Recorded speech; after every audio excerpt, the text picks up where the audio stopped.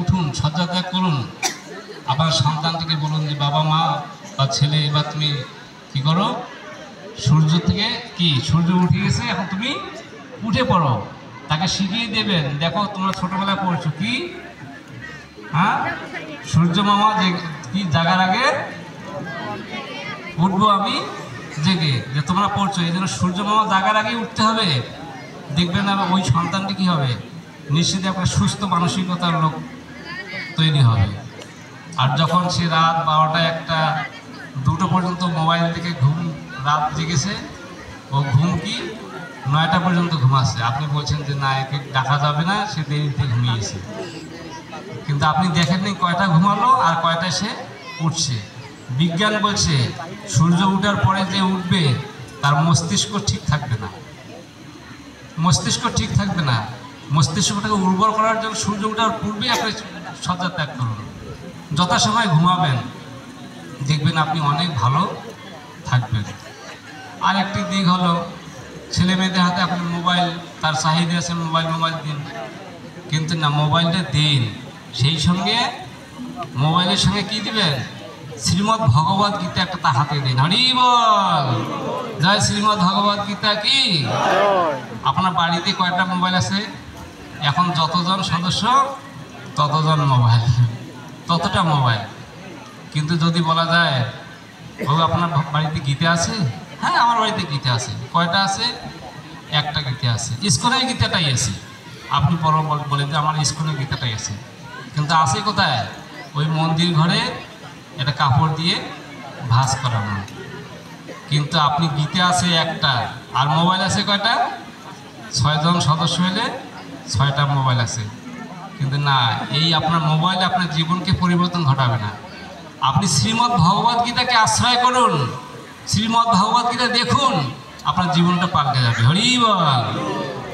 আমরা জানি না, এই জন্য শ্রীমদ্ ভগবদ গীতাকে বলা হয়েছে জীবন বিধান, জীবনকে পরিচালনা করার জন্য এটি একটি বিধান গ্রন্থ।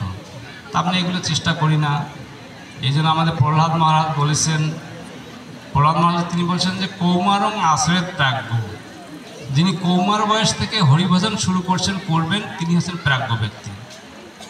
এই জন্য আমি অনুরোধ করব, শ্রীমদ্ ভগবদ গীতায় এই কথাটি বলছেন, যৎ যৎ আচরতি শ্রেষ্ঠত্ব দেবতর জন সযৎ প্রমাণ লোকস্তৎ অনুবর্ততে। অর্থাৎ শ্রেষ্ঠ ব্যক্তিরা যাহা করে সাধারণরা তার অনুসরণ করেন, তিনি যা অনুকরণ করেন, তিনি যা প্রমাণ বলে স্বীকার করেন, সাধারণ তার অনুকরণ করেন। এই জন্য আমাদের শ্রেষ্ঠ ব্যক্তিদের শ্রেষ্ঠ, অর্থাৎ আমাদেরকে এগিয়ে যেতে হবে, আগে আমাদেরকে আচরণশীল হতে হবে। এই জন্য আমি অনুরোধ করবো, আমাদের এই মাসটি একটা প্রসিদ্ধ মাস। এই মাসটির নাম কি আমাদের বলুন তো, কি মাস, কি মাস, বৈশাখ মাস। বৈশাখ মাস কি আমাদের গুরুত্বপূর্ণ আছে না নেই? আমাদের কয়েকটি মাসকে, বৈশাখ মাস, কার্তিক মাস, দামোদর মাস, এই কয়েকটি মাসকে অত্যন্ত গুরুত্বপূর্ণ বলা হয়েছে। শাস্ত্রে বলেছে এই মাসগুলোতে কখনো বিধি ছাড়া নিয়ম ব্যতীত জীবনযাত্রা করা উচিত নয়। যে নিয়ম ব্যতীত জীবনযাপন করবে তার এই সুন্দর মনুষ্যদেহ লাভ করার আর সুযোগ সে পেতে পারে, নাও পেতে পারে, এই ধরনের বলা রয়েছে। এই জন্য এই মাসগুলোতে কখনো নিয়ম ব্যতীত বিধি ছাড়া জীবনযাপন করতে নাই। এই জন্য এটার নাম হয়েছে কেশব মাস। কি মাস? কেশব ব্রত। এই মাসগুলোতে চলছে একটা তিথি ব্রত। কি ব্রত চলছে আপনারা জানেন? কি চলছে? হ্যাঁ না, গতকালকের থেকে তুলসী দেবীকে ঝরা দেওয়া, অর্থাৎ জল দান করার বর্ণনা দেওয়া আছে। শাস্ত্রে বলছে এই গতদিন থেকে শুরু হয়েছে, আপনি আগামীকালকে থেকে শুরু করতে পারেন। এতে আপনাকে নিরামিষ খেতে হবে না।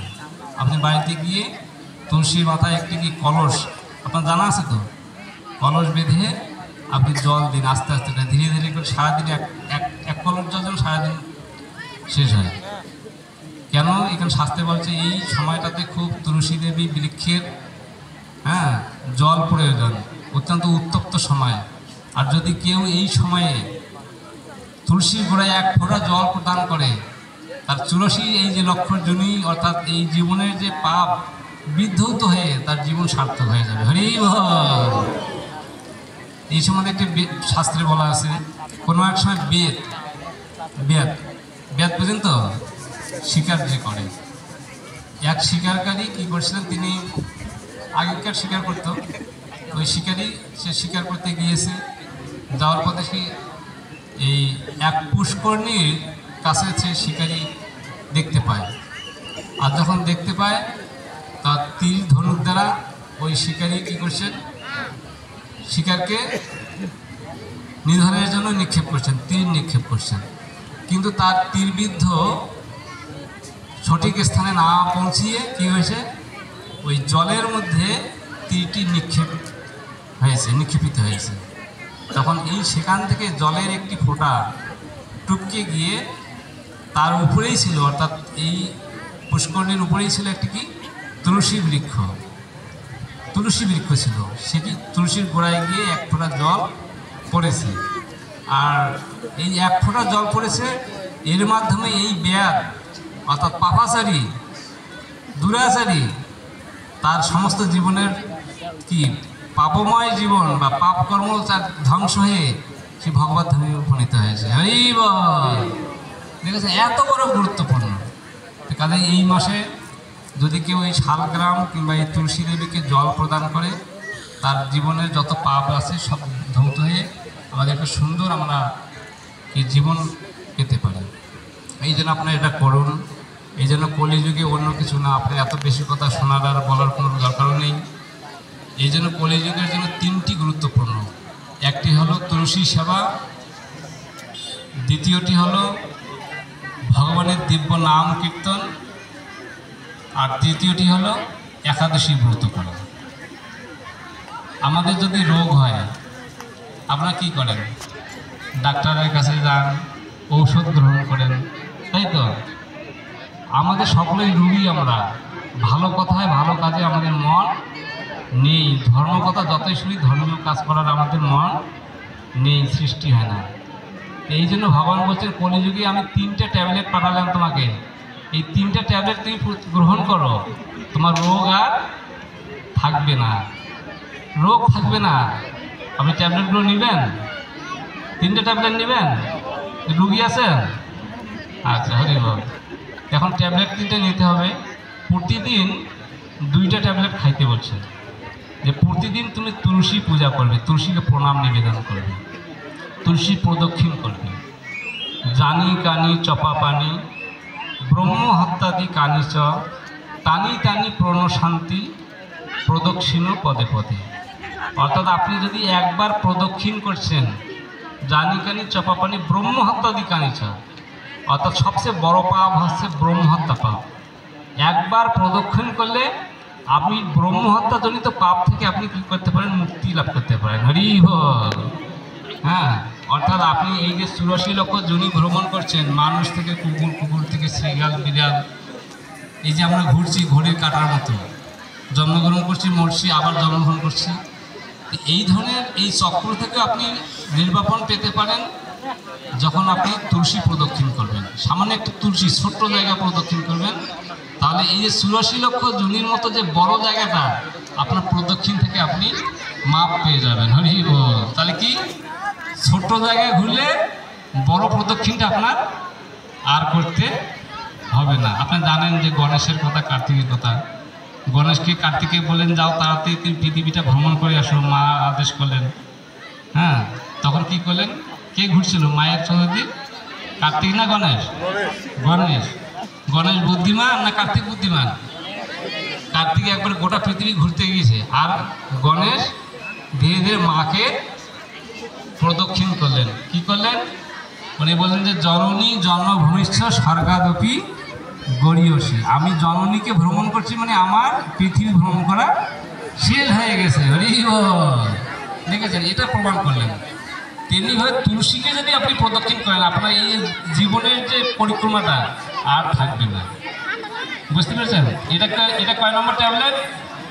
আচ্ছা, নাটক আসছে, তোমার দাঁড়াও। হ্যাঁ, এটা হচ্ছে 1 নম্বর ট্যাবলেট। ঠিক আছে, এটা কয়দিন খাইতে হবে? প্রতিদিন। হ্যাঁ, প্রতিদিন আপনি পারলে 3 বার খাবেন। হরি বল। আর একটি ট্যাবলেট হচ্ছে হরিনাম করা। সবাই বলুন হরে কৃষ্ণ কৃষ্ণ কৃষ্ণ হরে হরে, হরে রাম রাম রাম হরে হরে। এই কলিযুগের ধর্ম হয় নাম সংকীর্তন, কলিযুগের ধর্ম হয় নাম সংকীর্তন। চারি যুগে চারি ধর্ম জীবের কারণ, অতএব কলিযুগে নাম যজ্ঞ সার, আর কোনো ধর্ম কইলে নাহি হয় পার।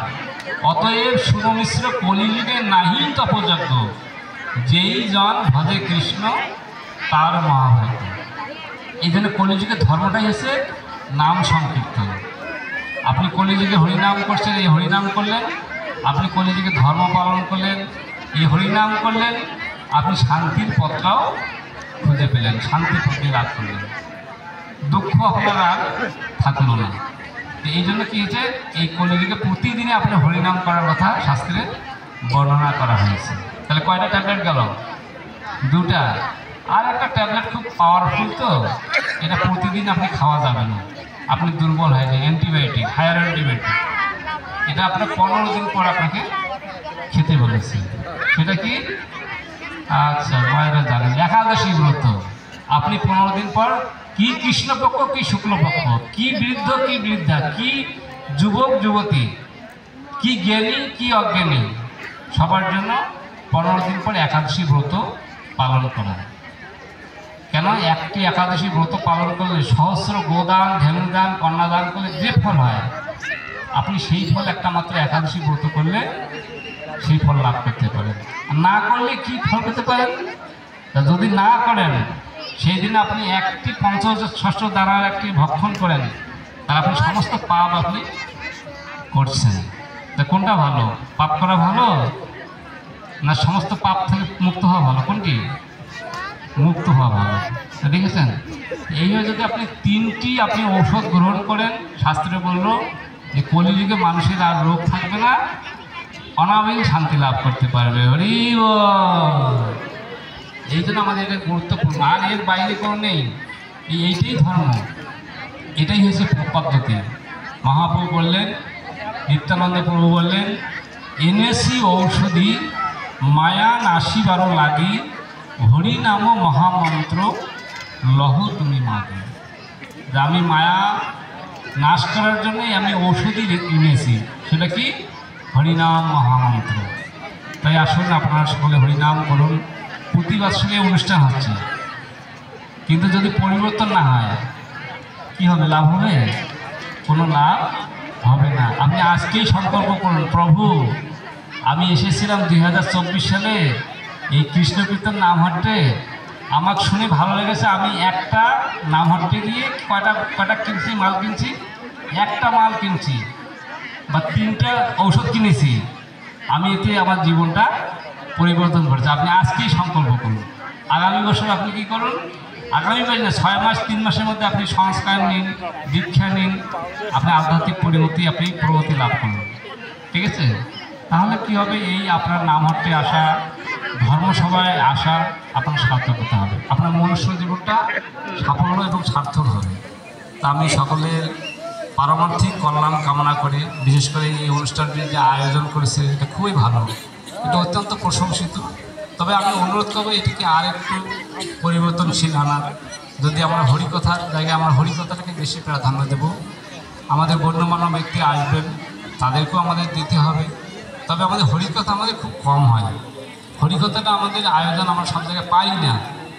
আর এই শুদ্ধ ভক্তদের আসবে, তারাও হরিকথা বলতে না পারলে তারাও দুঃখ লাভ করে। হ্যাঁ, তাই উভয়ই আমাদের এই সময়কালটাকে একটু নষ্ট হয়ে যায়। এই জন্য আমি অনুরোধ করবো যে আপনারা এটা খুব ভালো, আপনারা প্রতি বছরে এই প্রভুরা আয়োজন করেন, খুব বিশাল ব্যাপার। এটা অনেক অর্থের ব্যাপার, লোককে ম্যানেজ করতে হয়, বক্তাকে ডাকতে হয়, আপনাদেরকে নিমন্ত্রণ দিতে হয়, অনেক বড় ব্যাপার। আপনারা এর মধ্যে আছেন, এর সঙ্গে সংযুক্ত আছেন। আমি আশা করবো যেটা আপনারা চালিয়ে যাবেন, আপনাদের এলাকার একটা আমূল পরিবর্তন আসবে। ছেলেমেয়েরা একটা জাগ্রত বা জাগরণ সৃষ্টি হবে। এর মাধ্যমে আমাদের সমাজ, জাতি, আমরা সকলে সুখী হতে পারবো, সমৃদ্ধশালী হতে পারবো, আমাদের জীবন সুন্দরভাবে কাটাবে। আমি সকলের পারমার্থিক কল্যাণ কামনা করে সকলকে ধন্যবাদ জানিয়ে আজকের এই অনুষ্ঠানের আয়োজকদের কৃতজ্ঞতা জ্ঞাপন করে আমি আমার সংক্ষিপ্ত আলোচনা এখানে সমাপ্ত করছি। আপনারা কৃপা করবেন আমার এই জীবনে হরিভজনের মধ্য দিয়ে জীবনকে আমি অতিবাহিত করতে পারি, এই প্রার্থনা রেখে আজকের আলোচনা এখানে শেষ করছি। হরে কৃষ্ণ। আর যদি কোনো প্রশ্নের কোনো পর্ব থাকে, আমরা প্রশ্ন পর্ব থাকলে দিতে পারবেন আপনারা। ঠিক আছে, ঠিক আছে, আমরা সবাই একসঙ্গে বলি আরেকবার। হরে কৃষ্ণ। জয় শ্রীকৃষ্ণ চৈতন্য প্রভু নিত্যানন্দ শ্রী অদ্বৈত গদাধর শ্রীবাসাদি গৌর ভক্তবৃন্দ। সবাই একসঙ্গে বলবো হরে কৃষ্ণ কৃষ্ণ কৃষ্ণ হরে হরে, হরে রাম রাম রাম হরে হরে। এত লোক জোরে বললে তো অনেক সাউন্ড হবে, জোরে জোরে। হরে কৃষ্ণ কৃষ্ণ কৃষ্ণ হরে হরে, হরে রাম রাম রাম হরে হরে। জয় হরি নাম সংকীর্তন কি শ্রীমৎ শ্রী শ্রী কৃষ্ণ কীর্তন নামহট্ট সংঘ কি, শ্রীপাদ কৃষ্ণ কীর্তন দাস ব্রহ্মচারী প্রভু কি, সমাগত ভক্তবৃন্দ কি, নিতাই গৌর প্রেমানন্দে হরি হরি বল। হরে কৃষ্ণ। আরেকজন অতিথি এসেছেন আপনাদের সামনে, তিনি সমত